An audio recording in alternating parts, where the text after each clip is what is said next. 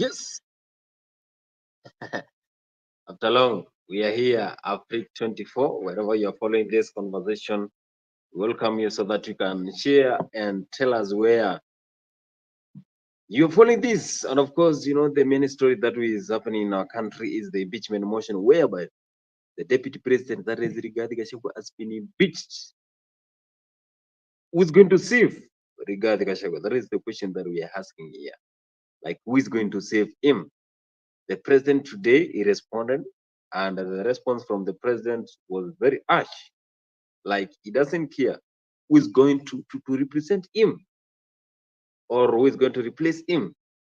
Welcome to Africa 24 for a long time, and we have been missing here, but glad we are back as a team, and we are doing everything to make sure that you have your best when it comes to politics. So the question is, after the impeachment of Rigathi Gachagua, who is going to replace him?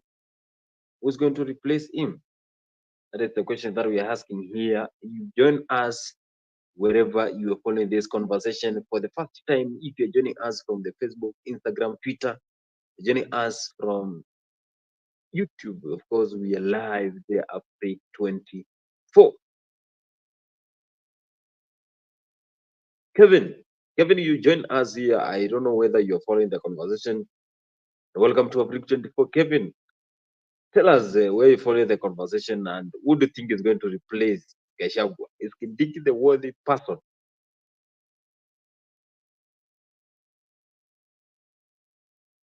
I think we are not able to communicate with Kevin, but you remember even the deputy president during that time, he said that he learned this from the boss. Now we have impeached him. The parliament, the Senate has impeached him. Now we're waiting for the court to declare whether they are going to impeach him. So after this, do you think that if we impeach Gachagua, do you think that we are going to win the elections and we're going to have free and fair election come 2027? As you know, the mountain region is one of the areas that really determine what is happening in this country. Mountain region is one of the areas that really determines the elections and some of the things that are happening in this country. So if you don't have the support from the mountain, then of course you know that you are not going to win the election. So who do you think is going to replace Gachagua? That is a question that we're asking here in Africa 24. You're joining us, and of course we are going to discuss all these here. You remember Cleophas Malala speaking about the motion of impeaching Gachagua. He said the president might be doing this intentionally, but at the end of the day, he is doing something that will make him get out of the seat before 2027. And of course, these are some of the allegations that was placed against Rigiji, Rigathi Gachagua. There was a inflammatory and incited utterances. They saying that Gachagua had talked some of the words that are very sensitive and they are not being agreed by some of the people, you know. I said that he undermined national unity. Gachagua was impeached, and these are some of the things that members of parliament and even the Senate could not agree. He's saying that he undermined national unity and also public attacks on judges. He's saying that he also said that he used abusive and insulting words, also amazing, questionable 5.2 billion wealth, and also the failing integrity test. He explained. I think Gachagua explained during the press that was called at the Karen, his official residence. He explained how he got the wealth, and he said that he got it from his brother. So he doesn't see anything whereby he can get impeached. Larry Gachagua saying he was impeached because he has a lot of wealth. He explained that he got it from his brother. He even said that people were questioning him and they never knew him until he was introduced by William Ruto to the public He was also questioning what is happening. And I want This to is address Cleophas the Malala, President of the Republic of Kenya, speaking. my party leader, with a lot of respect. I am not qualified to advise you, Mr. President. Lakini nisikize tu. You have a choice. Kwamba hawa watu ambao unataka kutumia kutoa naibu wako wa rais ambaye alisimama na wewe, unaweza kuwa unadhania you are impeaching Rigathi Gachagua. Kumbe umeanza safari yako ya kujitoa kwa kiti wewe mwenyewe. The same people wenye wanaleta motion na naambiwa kwamba wamechagua Junet Mohamed na Kaluma. Hawa watu wawili wataanza na kutoa naibu wako. But I want to assure you, hao watu in 2027 watakutoa wewe kama rais. Mimi nakuomba tafadhali, please, kama watoto wako, call your house to order. Don't punish Rigathi Gachagua. Huyu mzee aliumia. Rigathi Gachagua aliaibishwa mbele ya watoto wake. Alifungwa kwa sababu yako wewe William Ruto. Tunakuomba kama baba yetu, don't be inhuman. Don't be inhuman. And I'm speaking to you as your Secretary General. Thank you.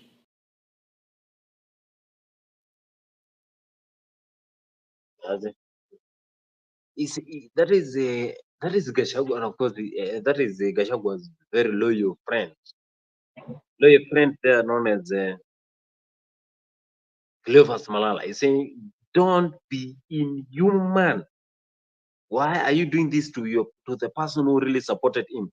And of course, the president has not responded to this, even after all those allegations. The president is quiet. He's saying he wants to make sure that this country, Kenya, is going ahead and is moving well when it comes to the economy.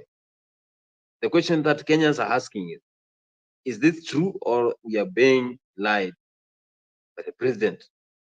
You remember during the elections, they were together, they came together, they went together in all parts of the country. But when it comes to this impeachment motion, you heard even the deputy president, when he was discharged from the current hospital, he said he cannot even want to, he doesn't want to think if his brother, William Ruto, can be there thinking to impeach him, withdrawing security.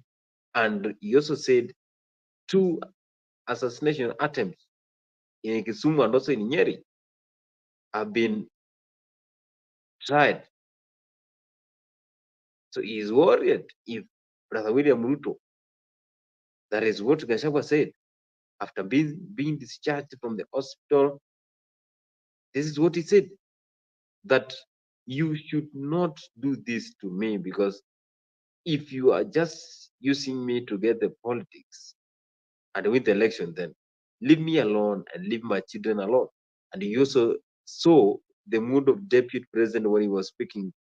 He was very stressed, and you even saw the second lady, that is the Dorcas Gachagua, she was crying in front of cameras, and also she was very emotional because the kind of secrets that Gachagua revealed there were so much painful, and maybe, as a parent, you can also feel them. This is what William Ruto said today when he was speaking. Mimi nataka niulize nyinyi watu wa Lodwar, watu wa Turkana. Mimi niliamua, nikasema hatutaki siasa ya kugawanya wananchi. Hatutaki siasa ya kugawanya watu. Hatuna biashara na ukabila.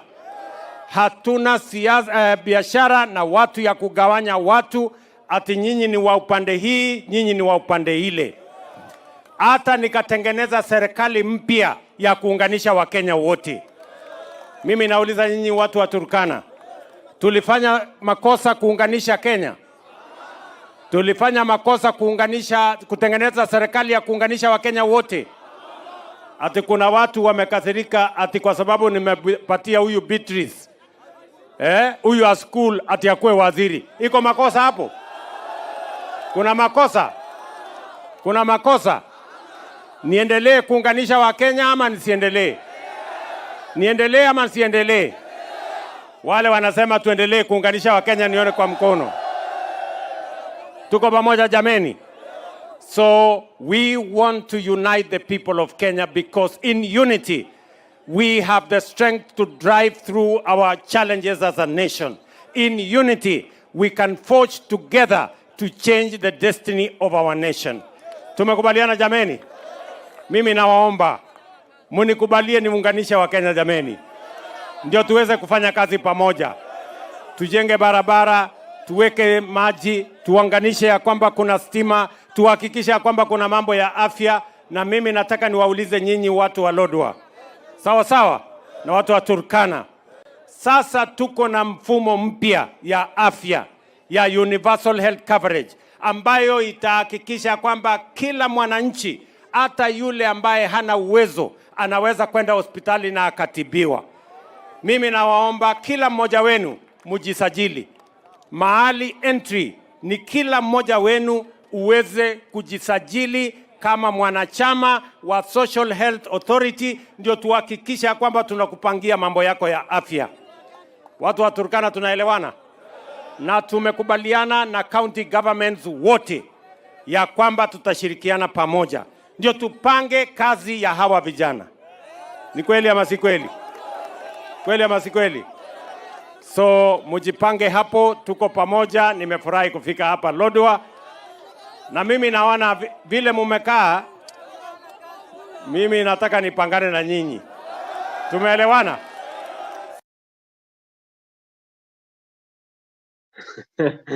That is the deputy. That is the president saying that he doesn't want anyone who is going to divide the Kenya.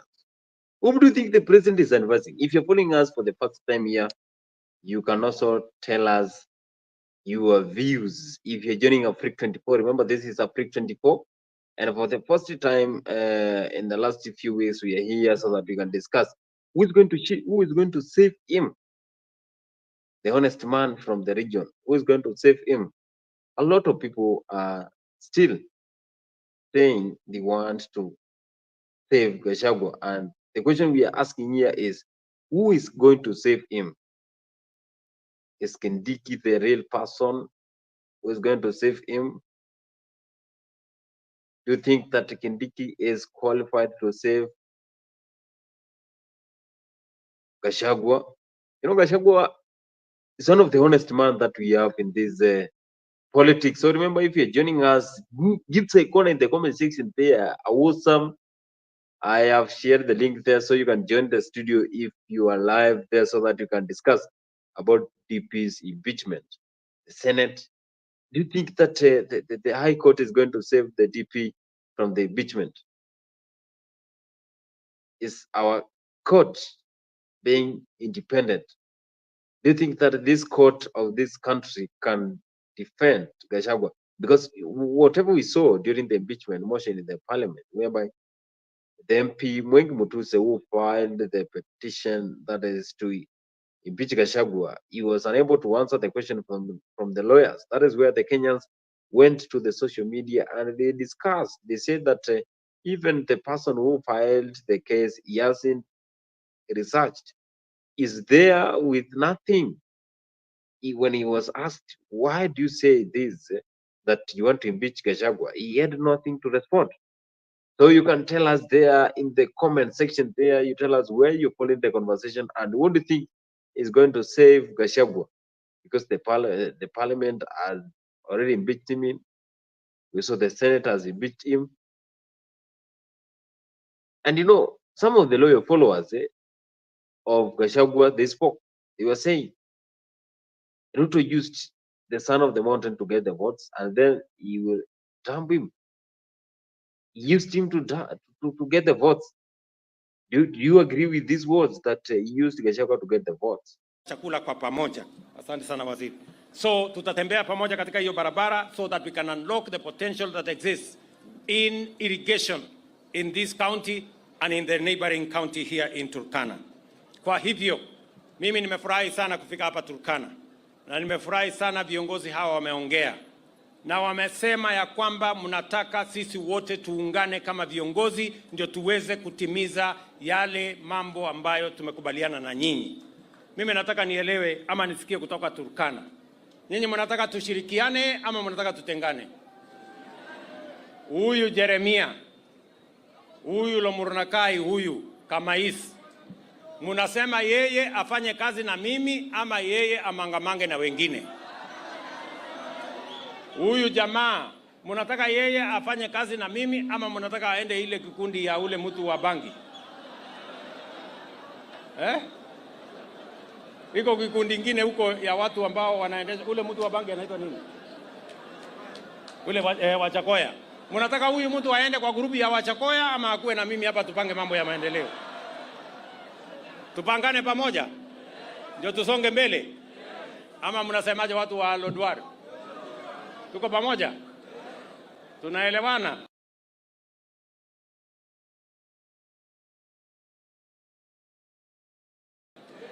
Sasa sikizeni. Najua mara nyingi mimi niliwaeleza. Koriai.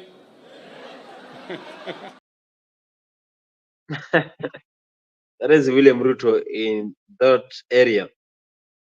When he was saying that he want to make this country go ahead, and also trying to criticize Roots Party leader Wajakoya.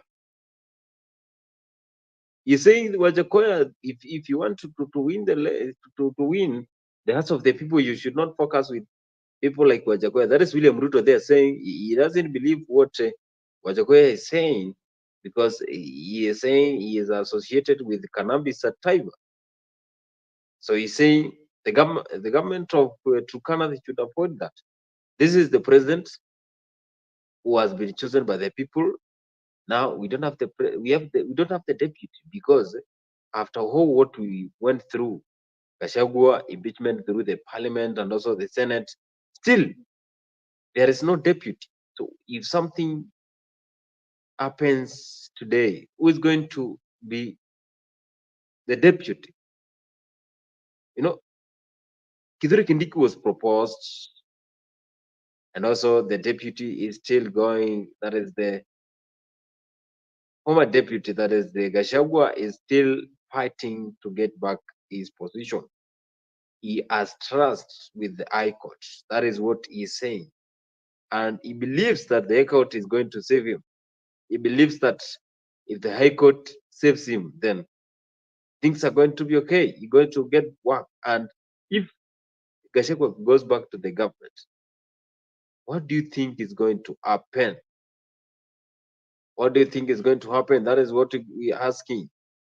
The mountain has been shaken. The mountain is not still. This is what some of the leaders said when asked about the mountain. Mimi ni Senator Beth Siengo, Senator mteule kwa chama cha ODM. Niko hapa shuleni Kabamama Education Center. Leo wako na graduation. Na ningesema masomo ni muhimu sana kwa hii nchi. Lakini siwezi kosa kusema juu ya mswada ambao umeletwa mbungeni ya Senate na Senator wa Nandi, Senator Samson Cherargei, akisema kwamba rais aongezewe muda, wambunge waongezewe muda, wote viongozi wanaochaguliwa waongezewe muda kutoka miaka 5 hadi miaka 7. Maoni yangu ni kwamba hiyo haiwezekani, maana kwamba itahitaji kubadilisha katiba, na hiyo itahitaji pesa nyingi, na zaidi wananchi hawataki hayo maneno, kwa sababu hakika ni ya kufinyilia. Kwa hivyo ninaona hiyo mswada haijaletwa kwa njia ya haki, ninaona hiyo mswada haijaletwa kwa nia nzuri.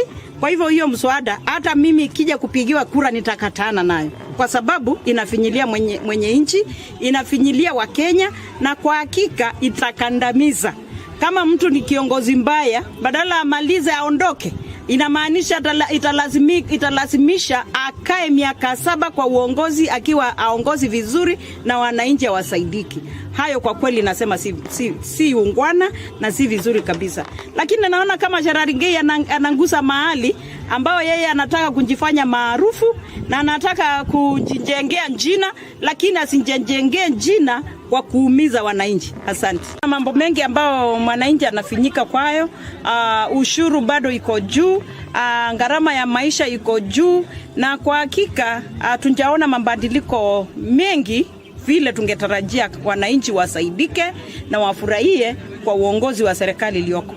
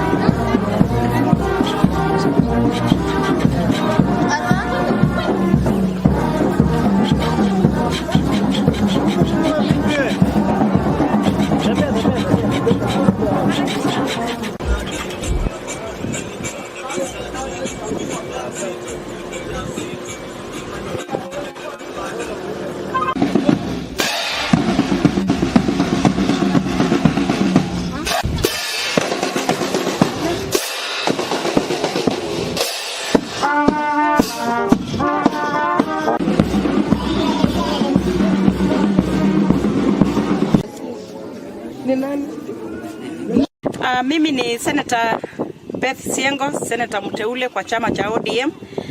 Niko hapa shuleni Kavamama Education Center, leo wako na graduation. Na ningesema masomo ni muhimu sana kwa hii nchi. Lakini siwezi kosa kusema juu ya mswada ambao umeletwa mbungeni ya Senate na Senator wa Nandi, Senator Samson Cherargei, akisema kwamba rais aongezewe muda, wambunge waongezewe muda, wote viongozi wanaochaguliwa waongezewe muda kutoka miaka 5 hadi miaka 7. Maoni yangu ni kwamba hiyo haiwezekani, maana kwamba itahitaji kubadilisha katiba, na hiyo itahitaji pesa nyingi, na zaidi wananchi hawataki hayo maneno kwa sababu hakika ni ya kufinyilia. Kwa hivyo ninaona hiyo mswada injaletwa kwa njia. Thank you, maneno. Awesome. Thank you so much for tuning, and you have been one of the followers here in Africa 24. Awesome is here and is saying that save Gachagua from what? Who is going to work with? He is insane. He needs to keep himself busy with something else. Hey, that is what Awesome is saying, that what are we going to do if we save Gachagua? Do you think that Gachagua is going to be saved, and who is going to save him? And of course, you know, the High Court, the court. The question we are asking is, do you think that the court is going to save him? And if it saves him, what will happen? Are these two guys going to work for the people of Kenya for the remaining years? And of course, I am joined by Mzalendo here. Mzalendo is one of our followers here, and he really likes Gachagua. So I want to hear if he has some of the sentiments that can save Gachagua, because we're asking here, who is going to save the honest man after impeachment by the Senate, the Parliament, now the court? He is still fighting. He has one of the quality lawyers, the likes of Moite, the likes of the other guy, Elisha, you know, Mzalendo. And of course, you greet us from Nairobi, Kenya. Yes. Mtoto mpotevu, ulipotea wapi? Where have you been there? Tumekuwa tukitafuta show hapa Afrika, kuna show. What's wrong with you? Niko show za ziko. Sema bwana, sijasikia court ruling ya leo. I've been very Eh, busy. Sijasikia court ruling, ameshindwa kesi ama nini? Gachagua bado koti bado inaweza ikamsave. Koti inaweza ikamsave. Ukiangalia vile koti ya leo ilikuwa inasema kwamba Gachagua bado ako na time na anaweza win. No, ina depend na kama ako na quality lawyer. I think the law is very clear. What Ruto is doing and the MPs did in Parliament is just to show Ruto to show us that he has got control over everything that is happening. He has control over the Senate, and he has control over Parliament, and he has control over the judiciary. The law is straightforward. Just like those lawyers were arguing, you cannot convene a three-bench judge on a Saturday. It's against the law. The courts operate from Monday to Friday. That is their operational time. I have not seen anywhere in the Constitution of Kenya where the courts can operate at that particular time. And secondly, the law again is very clear. It is only the chief magistrate Kome who can appoint a three-bench judge to But hear such a case. Today, some of the judges, they said that they rejected the application to recuse Of course, themselves they from will. hearing the case of Gachagua. They are This saying, case. Listen, this case has already been predetermined. They already have the ruling on their desk. They are just wasting Kenyans' time by taking us through the process. Now, the Law Society of Kenya should talk about what is happening, and the ICJ should also come in and look at the law. If it was in a first world country, those judges would have been good night and have a nice weekend. Those judges would have been struck off the bar. Those lawyers are trying to defend that case, and they know for sure it's unconstitutional. They would not practice anymore. They would be suspended.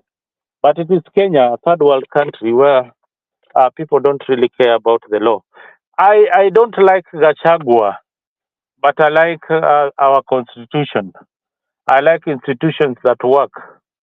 Gachagua pronounced himself as a tribalist.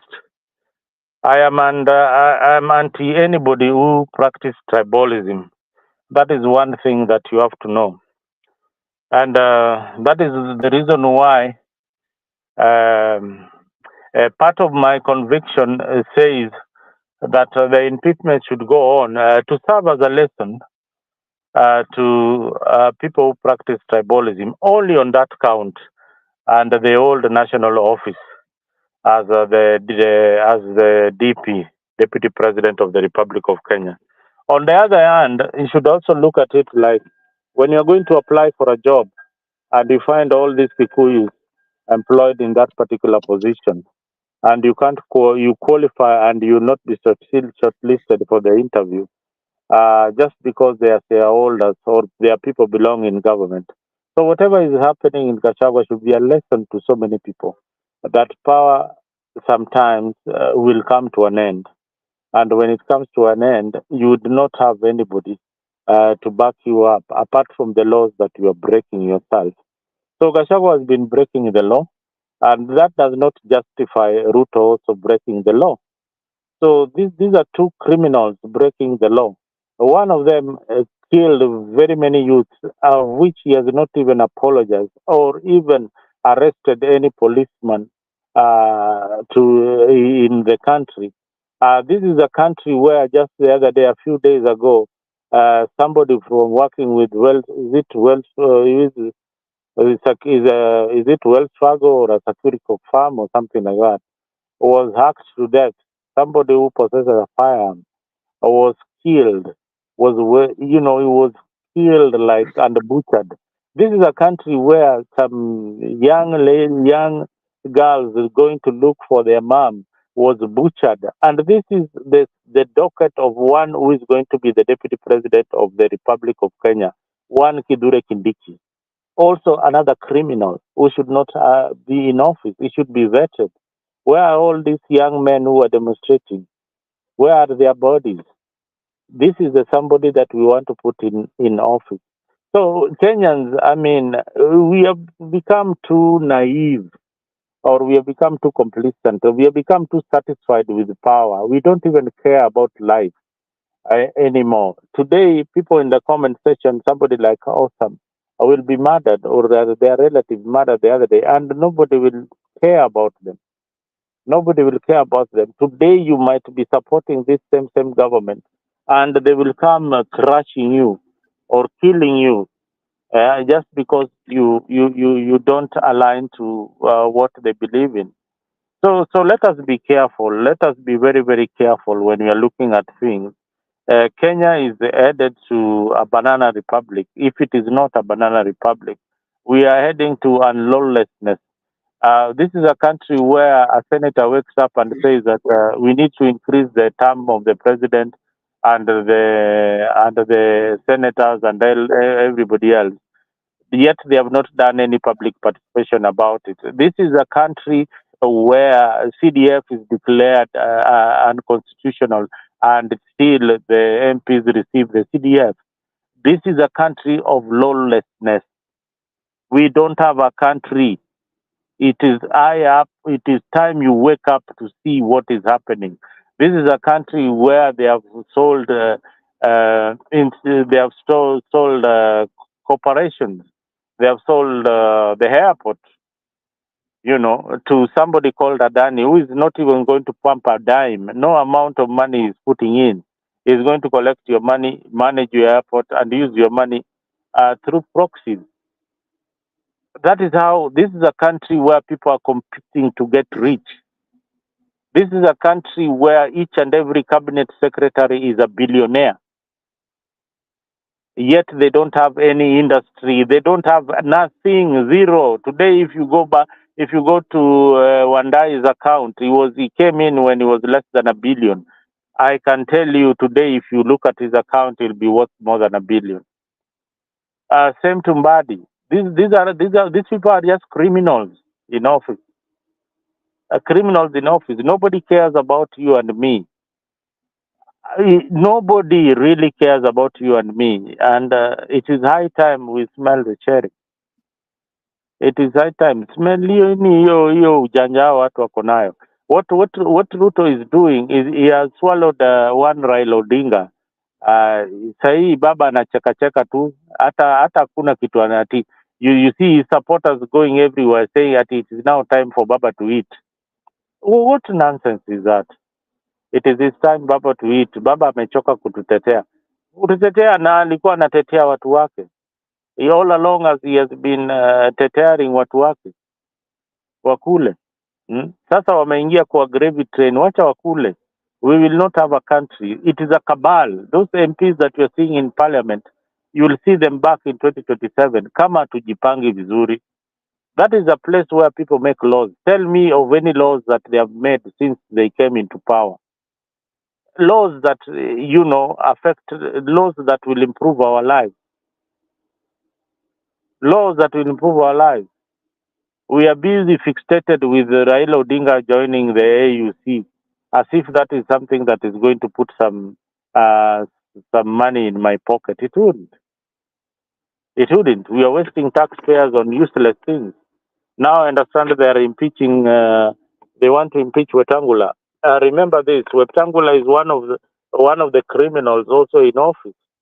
Now they have realized that all of a sudden that Wetangula is one person who cannot travel, He was barred from travel because of corruption.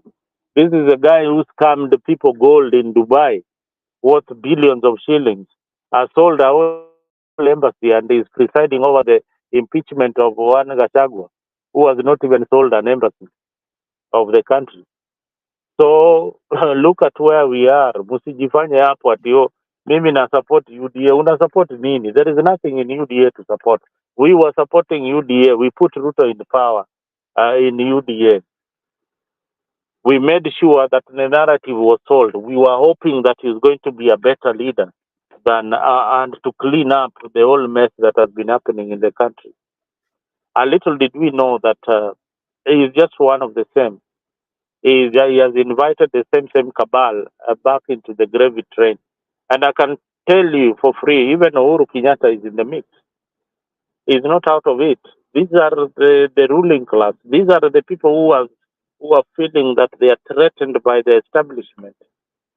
They are threatened by the people. When the Gen Zs came, they realized, oh, these guys can really take power. But lazima tujipange vizuri, we safeguard what we have and what we have for our children. Do you think they think about you and me? No, they don't think about you and me. Wewe kesho stima yako imekatwa, maji imekatwa, hauna pesa ya rent, hauna pesa ya school fees, hauna nini, lakini mbunge anakuambia kuja nyumbani kwangu na ngojea CDF ifike nikupatie shilingi yako 5,000 ile ya CDF, instead of creating laws that will give us free secondary education. They're busy paying us handouts in the village. Your mother, grandfather, your children are lining up, your uncles are lining up in somebody's homestead so that they can receive some check courtesy of your honorable member of parliament. Amekupatia check yako and then unakuja unafurahi, unasema 2027 tunakurudisha tena, ndio uzidi kutupatia hizi check. Lack of civic education, lack of information is where we are as a country. People don't know why they vote. Even if I ask somebody in the comment section like Osam, why do you like Ruto as the president? He will give you some funny answers. You know, what policies do you like? If a president is going on the streets and killing young youth, wana bodies zinapatikana Rivayala and all that, do you say we have a country? We don't have a country. We don't have a country. We don't have a country. Sawa. Let me rant. Nimemaliza. That is Mzalendo is saying that we don't have a country. I don't know, Mzalendo, you're saying that we don't have a country here. I was in the comment section there, he's saying that the Gen Z were Gachagua. Why are they on social media having a conversation about nothing? That is awesome. He's one of the followers of William Samoei Ruto. Mad Rabbit is saying, who do we support, Mzalendo? Gen Z are not serious. Listen, let me answer this. I support the constitution of Kenya and I support the people of Kenya, the people who want change. I belong to this group who realize that, there is something that we need to do. Right now, we are busy looking for a candidate who can face William Ruto. Otherwise, William Ruto will be the president for life in that country. I can tell you. Atabadilisha katiba na atabadilisha kila kitu ya hiyo nchi. Saizi mnaweza cheka, but there is a tyrant there. He has tested the waters. He can control the judiciary. Now, the judiciary is the only check that is left for us. So, if it's not independent, we are gone. William Ruto will do anything that he wants. He will do anything that he wants with the country called Kenya. One, Raila Odinga has already been bought. He has got no time in Kenyan politics anymore. Yeye ashamaliza, ashafunga virago zake, ameenda, anataka kwenda huko AU. Chama chake cha ODM ile ilikuwa inatetea watu, ilikuwa inapiga kelele ikitetea watu, kumbe si watu ndio walikuwa wanatetea, ni mfuko zao ndio walikuwa wanatetea kunyorosha. Hao sasa wamenyorosha, wamepatiwa vyeo and they are demanding more. They are demanding more. So what was the deal between William Ruto and Raila Odinga? So there's little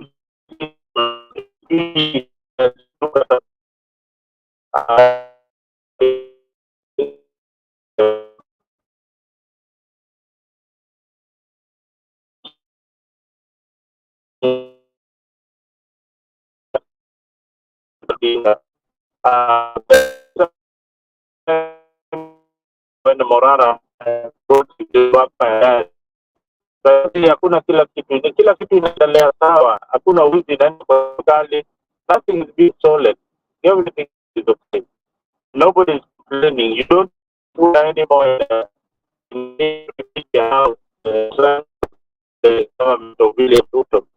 All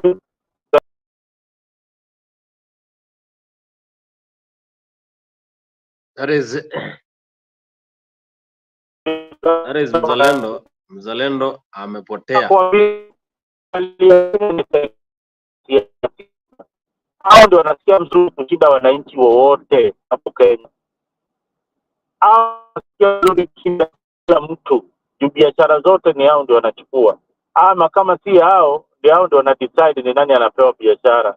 Hao ndio wanadecide ni shamba gani watachukua. Uliona Sonko ana mashamba ngapi pale? So nyinyi kaeni tu na hiyo ujinga ya kukaa kwa tribal lines. Mimi nitakaa ODM. Mimi ni Mkamba, wacha nipigie Kalonzo. Mimi ni sijui nani. Wacha nikae na kwa Gachagua huko. Boss, hao jamaa hakuna maslahi yako wanaangalia. You are the means to their success. Wewe ndio you are the enabler. Wewe ndio una-enable kila kitu ile wako nayo saa hii. Bila wewe hawana chochote. So wananchi wanafaa kuchanuka, wanafaa kujua silaha gani wako nayo. Silaha ile wako nayo ni moja tu, maandamano na kupiga kura. Mzalendo anasema silaha ni moja peke yake, maandamano ama wapige kura. And also here, Mad Rabbit is saying, I think people made Ruto a tyrant, just like how they made Moi a tyrant. Moi was not a tyrant until that coup. Someone who is following the conversation is saying Moi was not a tyrant until the coup that was declared. And also, someone is saying the Gen Z were Gachagua. Now Gachagua is impeached. The Gen Z, are they going to disappear? This is the same house that has made history by impeaching the first deputy president in Africa. If this is not democracy, what is it? Zalendo, that is the question that you are asked here. Because they are saying I want to say, you know, democracy, when you want to impeach somebody, you have to know that he also has got a chance there's also due process. He has to have his chance in court so that he can be heard. You cannot just bundle somebody out of office and you don't expect him to fight back. So what Gachagua is doing is fighting back and using the right institution. You know, and it's in everyone's lips that Parliament was bought. Every other MP was bought there by close to 500,000. Kila mtu alipata 500,000. In fact, wale wakujua wanapewa pesa walikuwa naenda kuvote no, wakaambiwa wewe unaacha hii 500,000. Walirudi tena mbio sana kupiga kura. I will show you. You can look for a clip of one Bensouda voting when he was told hey bana kuna alienda tena akapiga yes, alikuwa anaenda kupiga no. So those who abstained, is either they are scared of William Ruto's wrath. And remember, William Ruto was calling each and everybody, telling them, this guy has to go. He has to go, like now. We are not wasting any time with him. So, huyu ni mtu alikuwa alisaidiwa. And it was good enough to tell people, hey, bana, vipi yangu, kwa kesi zinamwandama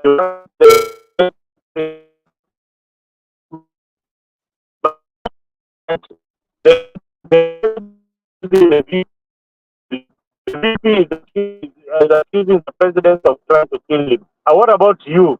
Ule yuko hapo unapiga mdomo hapa Gachagua na Ruto.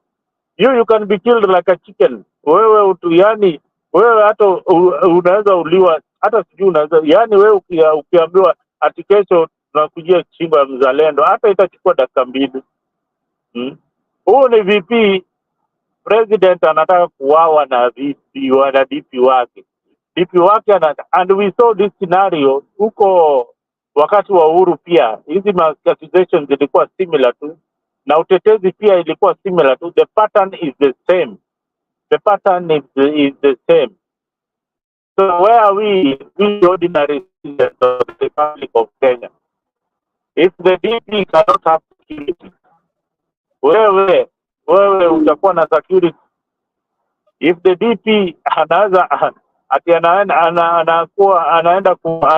anapoisoniwa, je, wewe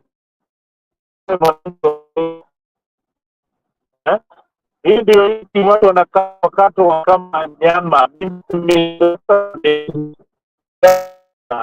kama steak na huyo mtu anakatakata, hiyo ni ministry anaitwa Kindiki, ndio anaenda kukua vitu wa the Republic of Kenya. Give me a break bwana, acha ni ujinga bwana. Watu wanauawa alafu unaniambia ni sawa tu, acha tuendelee na maisha. Tumezoea. So mmezoea nini?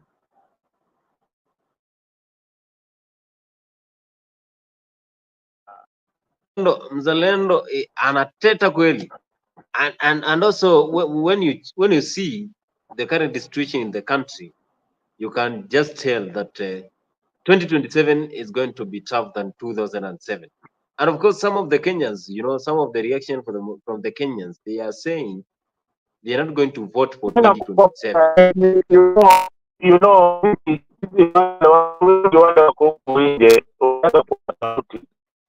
Na wanaweza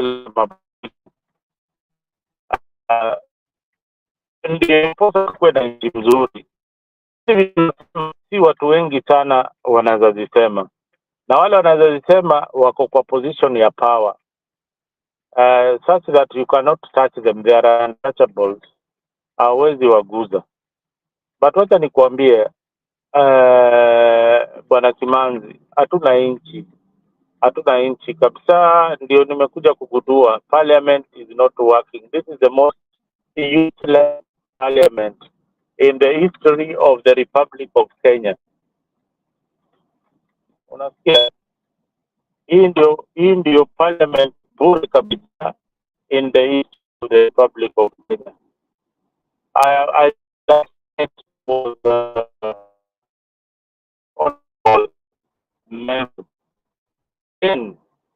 that house has been compromised. Kitu yote itaendelea pale. Ruto akisema unaenda boss. Unaenda, kama uende utasafirishwa. Alisema hivyo. But ukiangalia Mzalendo, I've been following what is happening today in today's news, and William Ruto was speaking in some of the counties in Northeastern, and he really spoke about the kind of things that we are experiencing in the country. He said he is not going to support anyone who is going to divide Kenyans. He has never spoken after the DP's impeachment in the Senate and also in the National Assembly. Maybe he's going to come as a last person, or he's tired by Gachagua. I want you to listen to this. Mzalendo, I know you have not been following the conversation. I want you to listen to what Ruto had to say, so that you can tell us what do you take from William Samoei Ruto, because he said he's not going to support anyone who is going to divide Kenya. We, afadhali, don't even play for me that video. Tafadhali tafuta hata video ya Tom and Jerry unichezee. Don't play for me some stupid video of William Ruto. Play for me Tom and Jerry, that would be much better. Unanichezea nini sasa hizo? Why are you saying it's stupid and you have not listened to the context of I don't that need feeling? how many things that William Ruto said that he will do and he has never done them. Maybe he's going to change. Maybe he's starting today. He's starting today. How do you Ruto know? had People got, might change at their old listen, age. Ruto had got the best chance to change the country, the best. And I knew that he was the president of change. He had the best opportunity to change our country into a first world country. From his speeches, from his interaction with the international community, the donors, I knew that this is the man. But anything that he does, I mean, it's quite opposite from what comes out from his lips. He's saying so many different things. He's giving some huge promises which are not even there. He's now talking about tribalism. Look at his Kalenjin community. They are in every sector, every appointment. You should have first start by playing that list. When you see him talking like that, you come up with that list also and tell him, hey, all these are the people from your tribe occupying all these positions. What have you done about it? You call Gachagua tribalist. Yes, he is. But you are also one and the same. You are not different. You are not different from Gachagua. You're just one and the same, you know. So hizi story mob mingi ya Kierere, unaona tu, angalia paracetamol zote hapo Kenya na watu wapo na anazichukua zote na hakuna kitu mtasema, alafu yeye ndiye anakuja anawaambia we, huyu Gachagua ni tribalist na sitaki story yake. But let me tell you, Gachagua did a wrong thing. He never represented that office of the deputy president in the way and manner it should ought to have been presented. He was not a unifying figure, but he was a divisive figure. Ruto is a unifying figure, but for political gains. Is not unifying Kenya so that we can have a development. Is unifying Kenya so that he can have political power. There are two things. Don't be mistaken. When you see Ruto calling Raila on the table, it is political power they are looking for.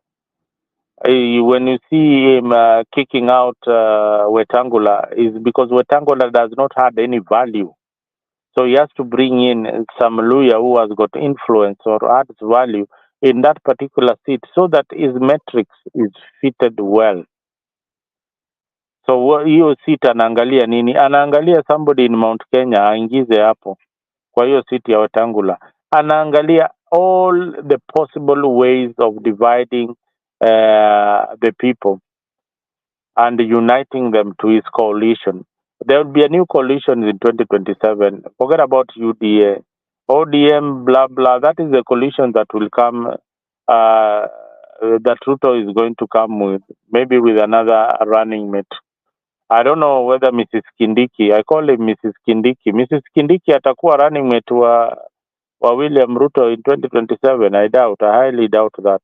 He does not come up with numbers. He does not, he cannot say, he cannot even ask for votes in anywhere apart from huko Meru mali anatoka. So hapo kuna shida. Kenya kuna shida ndugu yangu bana.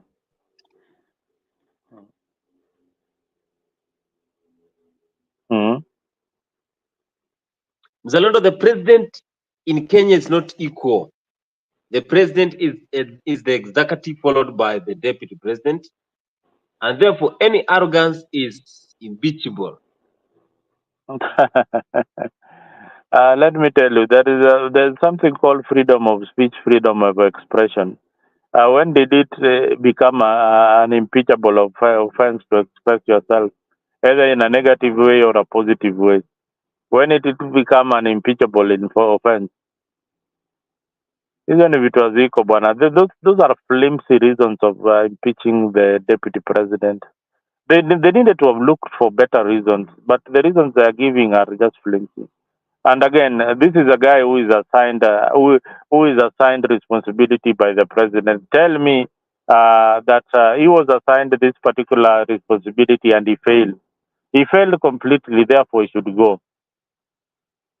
You have got no answer to that. You have got completely no answer to that. So we will be talking and talking, but at the end of the day, ukweli utadhihirika tu. Mzalendo is saying ukweli utadhihirika lini na Gachagua anaondolewa. Gachagua akiondolewa, Gachagua akiondolewa Boni, hebu nikwambie itakuongezea nini ama itakupunguzia nini?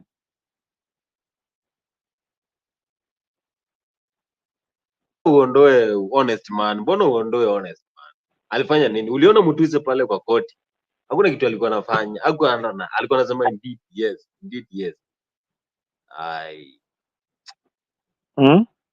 Mimi sikufurahia. Mbona utoe mtu na huna reason? Alipatiwa pesa ama ni nini?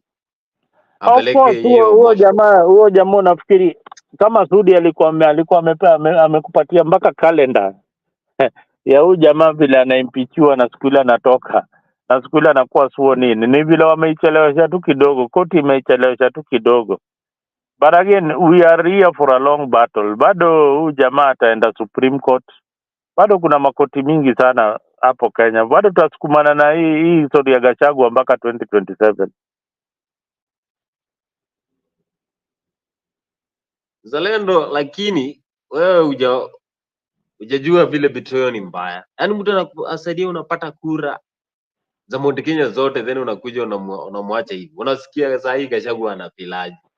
Akiwa pale ana security, ana ofisi, already ashakuwa replace, yani majina ishatajwa. Wewe ungefanya nini? Gachagua ni kama kuku imenyeshewa alafu ikapata nyumba yake imefungwa. Ushaona kuku imenyeshewa alafu wewe mwenye hiyo nyumba uko ndani ya nyumba na uwezi ifungulia nyumba yake juu mvua inanyesha. So Gachagua ni kama hiyo kuku imenyeshewa na haiwezi funguliwa nyumba ingie. Unasema na akina Mutahi Kahiga wataenda wapi? Ruto will deal with anything that is pro Gachagua. Anything. Sasa na kama atadili ataanza na Cleophas Malala na alikuwa SG wake. Cleophas Malala ana cheo yoyote saa hii.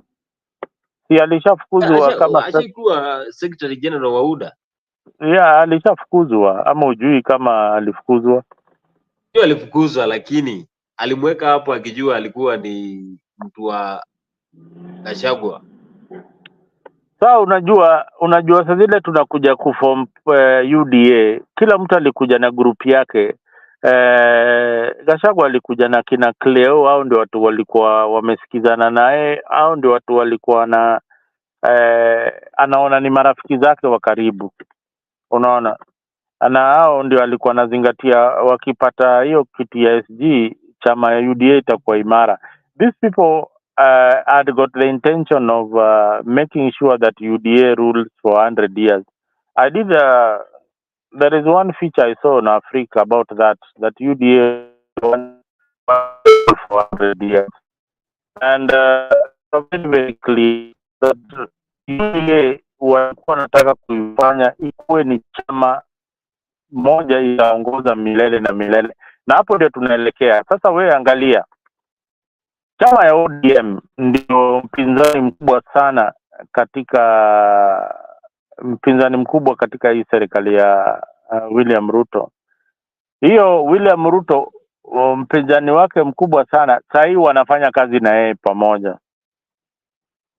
Ni kama uende nchi ya Marekani uone ati Donald Trump ati sasa wanafanya kazi na Biden.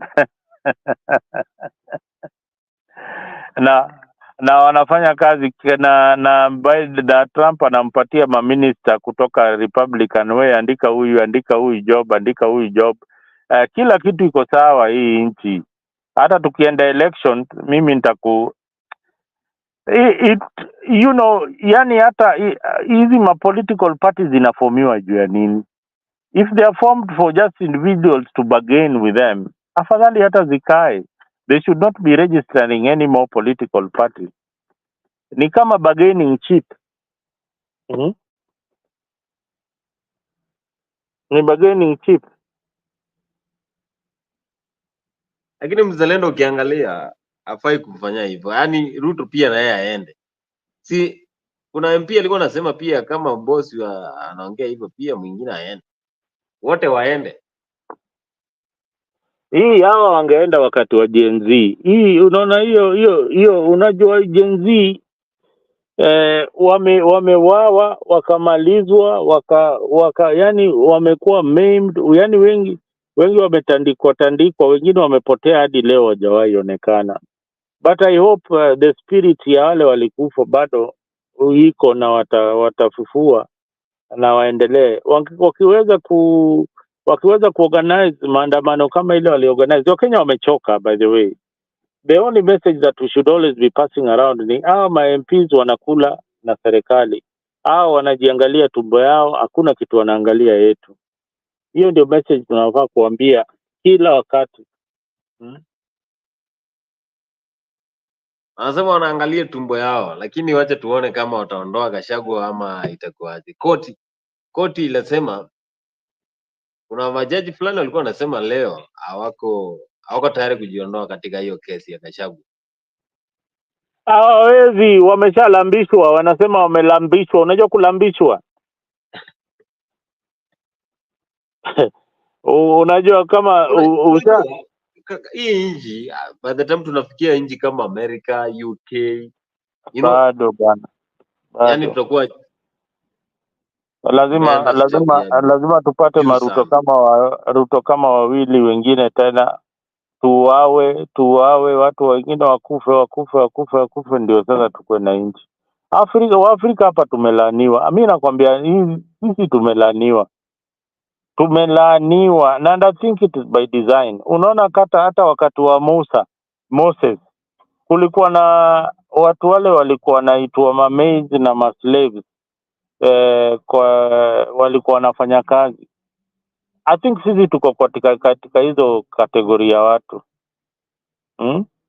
Hatuwezi hata think straight. Governor anapatiwa pesa, anakula pesa ya hospitali, anakula, anaenda anajenga nyumba kubwa yake. Na the next door neighbor ana hata stima. Ako na stima ya KPLC mpaka akaweka mpaka sola. Jirani wake hata ana stima. Ameweka nyumba, the road to their place, to a place, ameweka mpaka kabro. Unadhani ni pesa yake, na kumbe ni pesa yako ile ilikuwa meant for madawa zako za hospitali na pesa za school fees. Na 2027 wewe ndio utachukua silaha na uue mwenzako ule na mpinga, kwa sababu unaona huyu jamaa ni mtu wa kabila yetu, ama anakula vizuri sana, anakula na sisi, anatugawia kidogo. Ukipewa 200, 300 umeridhika. Angalia wale vijana wa Jakaranda, jamaa anapiga wanapiga mswaki. Wakishapiga mswaki asubuhi, anang'ara vizuri, anaoga, anaenda pale, anaangalia simu yake, anaangalia leo nipigie mwanasiasa mgani, anapigia Oscar Sudi ama anapigia Gachagua, anasema Gachagua, leo mimi nitaongea mambo yako kila saa hapa Jakaranda. Anatupiwa 20,000 hapo, ameshapata mshahara, yuko sawa. Huo ni mtu huwezi hata kuandika kazi, kwa sababu andiko na domo na ku narrative.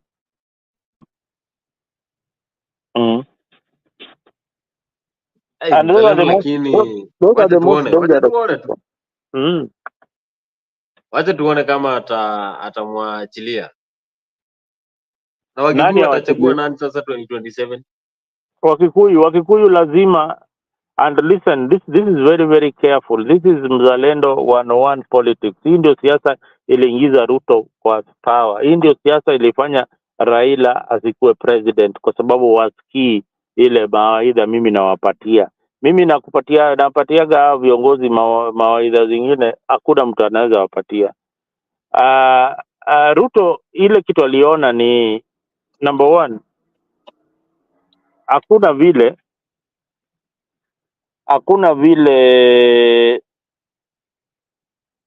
vile Mkikuyu atakuwa uongozini tangu after yeye 2027.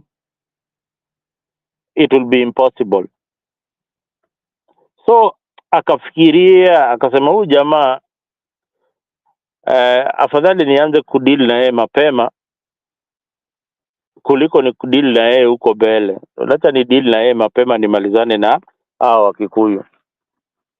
So ile deni walikuwa nayo washamalizana nao. So, or what is Ruto's map to be the president of Kenya? Map yake inakaa namna hii.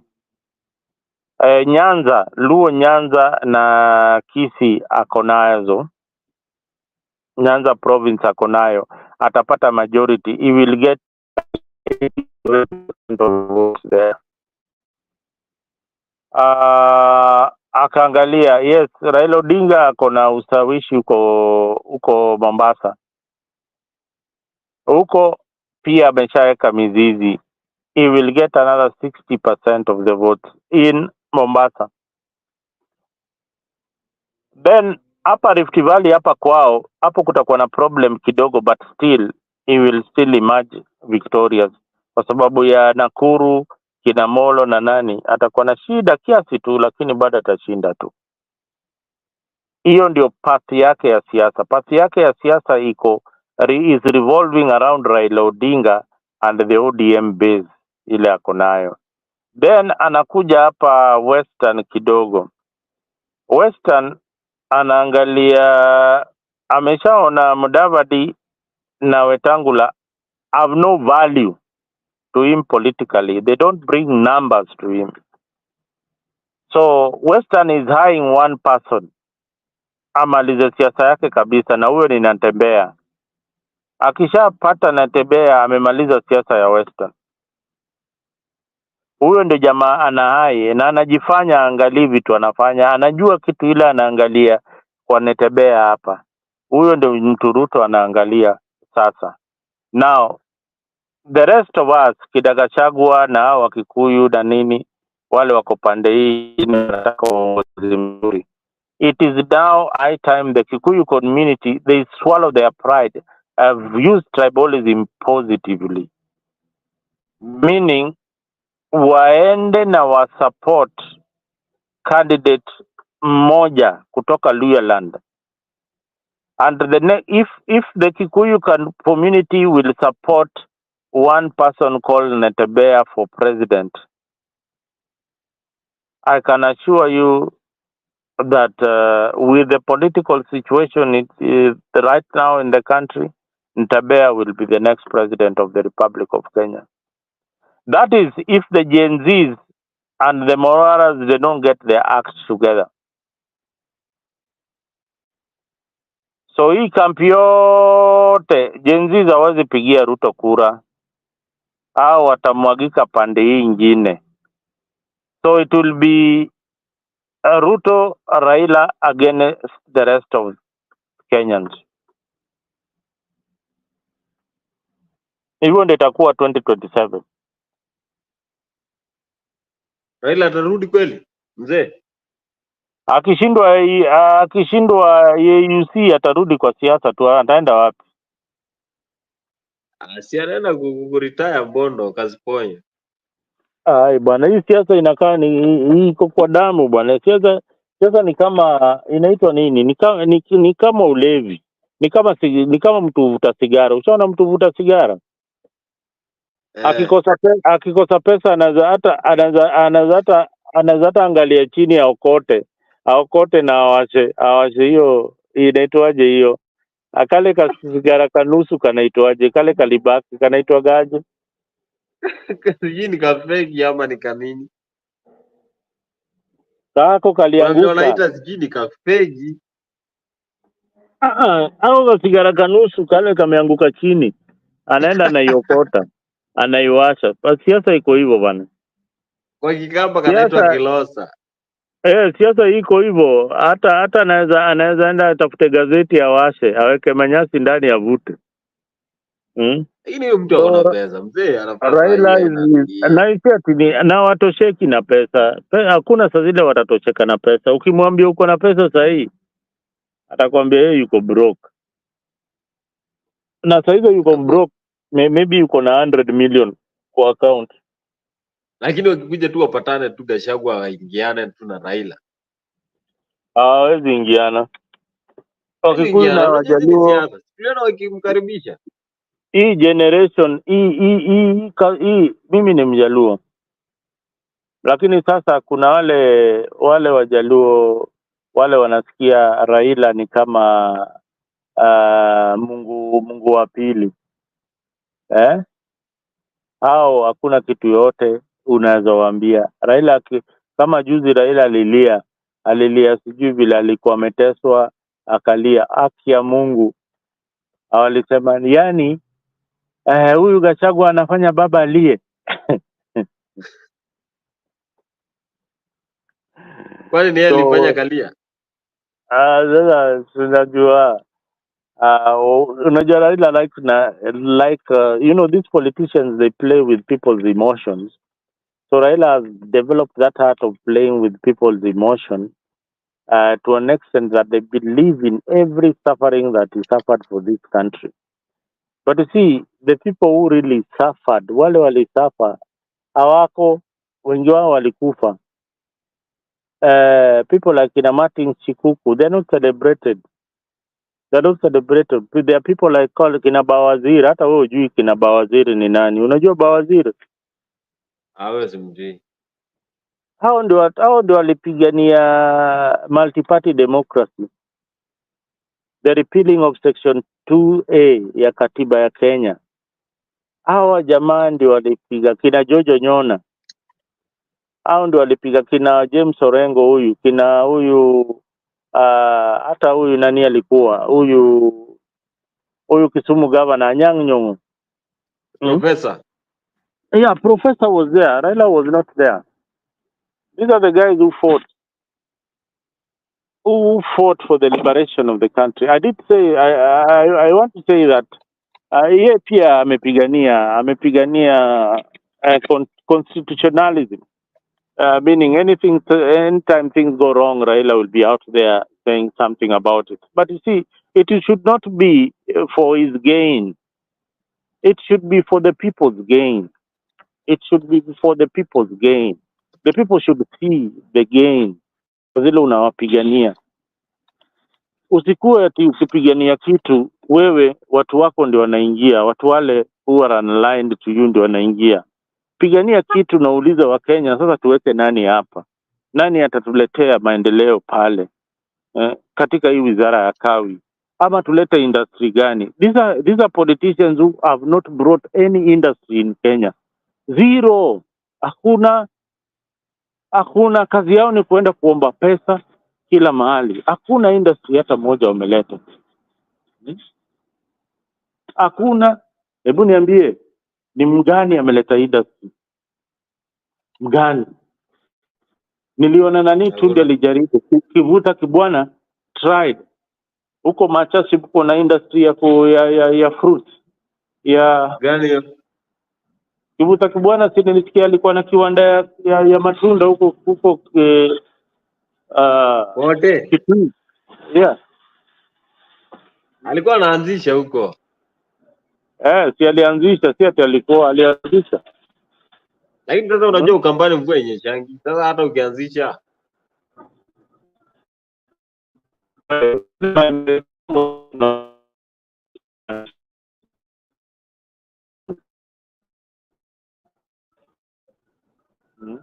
Ukambani mvua yenyeshangi. So hata huko ukienda kuanzisha, hata kama alianzisha hata sijui kama inafanya. Inafanya. Sijui kama inafanya, lakini hizo ni vitu wewe kama Mkamba unafaa tuambie kama inafanya ama ifanye. Sasa kama Ukambani mvua saa hii, ukiangalia mvua tangu iende mwezi wa 4. Saa hii tuko mwezi wa 10, tunaenda mwezi wa 11. Unafikiria saa hii hata kama kuna matunda itakuwa? Na huko kunyeshangi. Unanyesha tu seasons.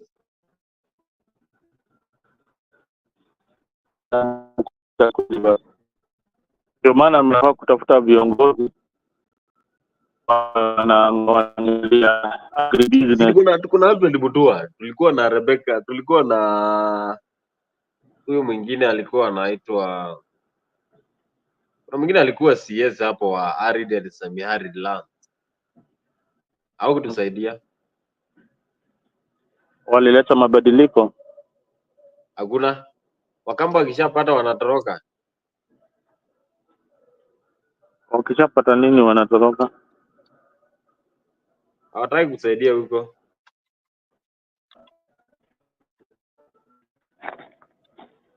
Wacha. Hawezi kusaidia. Wangekuwa saa hii wamesaidia Ukambani vile jua limekauka, wanatupatia. Unajua Ukambani just needed wajengee tu maji, hizo maboreholes, wapatie chakula, wapatie seedlings, wapatie mvua, wapatie pesticides hizo. Lakini Ukambani ukianzisha irrigation na hapo sasa, si utakuwa umeweka pesa tu, unajua utakuwa unaitumia. Uweze enda kuchota maji ulete hapo. Hapo Ukambani hakuna gavana wote, hakuna mwenye haifanye kitu. Mwenye anafanya tu kitu yenye inaonekana saa hii ni Senator wa Kitui. Kio. Senator Kio anafanya kazi sana. Hata uliona vile alikuwa anajibu wakati wa Gachagua. Huyu ni senator mwenye anaona mbele. Hao wengine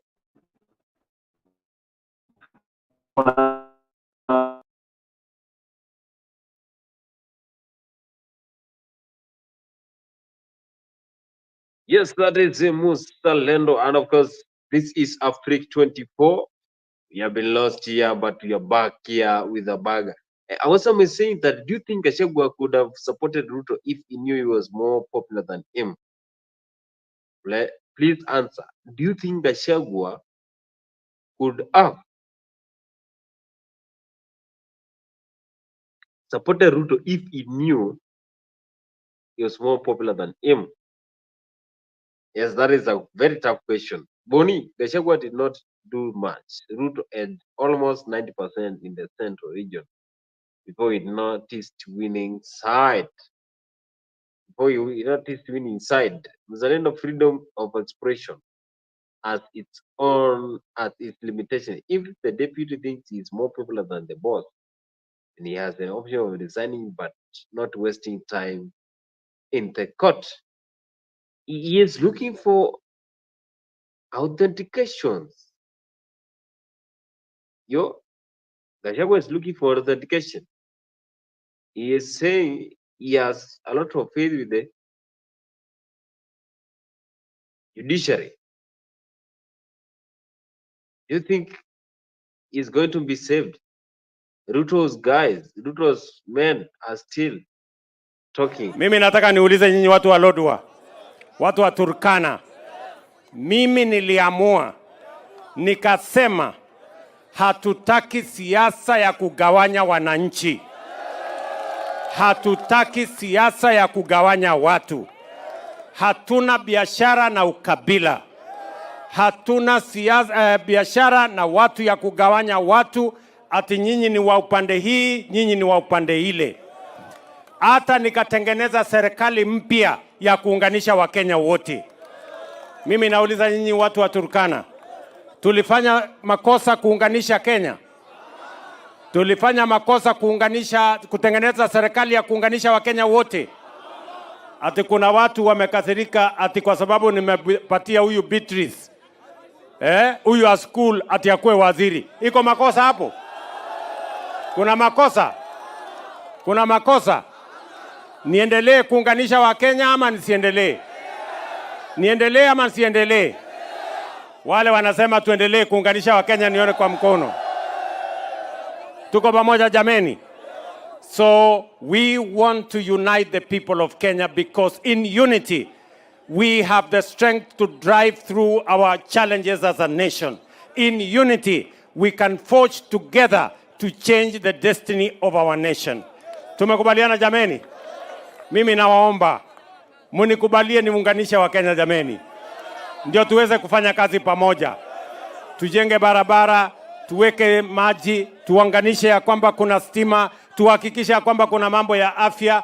Na mimi nataka niwaulize nyinyi watu wa Lodwar, sawa sawa, na watu wa Turkana, sasa tuko na mfumo mpya ya afya ya universal health coverage ambayo itahakikisha kwamba kila mwananchi, hata yule ambaye hana uwezo, anaweza kwenda hospitali na akatibiwa.